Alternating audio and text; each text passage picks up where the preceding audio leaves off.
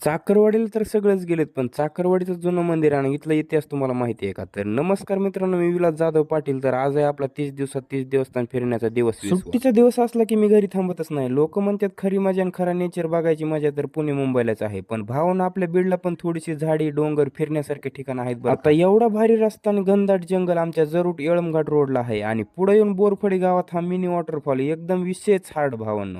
त्यानंतर 120च्या स्पीडने येऊन पोहोचलो चाकरवाडी फाट्यावर. यावर्षी पावसाने सगळीकडचे विषय हार्ड करून टाकलाय, नुसतं पाणीच पाणी. आता चाकरवाडीचं जुनं मंदिर गावामध्ये हनुमान मंदिराच्या समोर आहे. श्री ओंकारेश्वर उत्रेश्वर मंदिर येथे आहे. आता इथला इतिहास असा आहे की माऊली महाराज हे मूळचे उत्रेश्वर पिंपरी येथील होते. माऊली महाराज हे चाकरवाडीमध्ये कीर्तन करण्यासाठी येत असत, पण 1990 मध्ये चाकरवाडीला कीर्तन करण्यासाठी आल्यानंतर त्यांना येथे साक्षात्कार झाला. तेव्हापासून माऊली महाराज चाकरवाडीत स्थायिक झाले.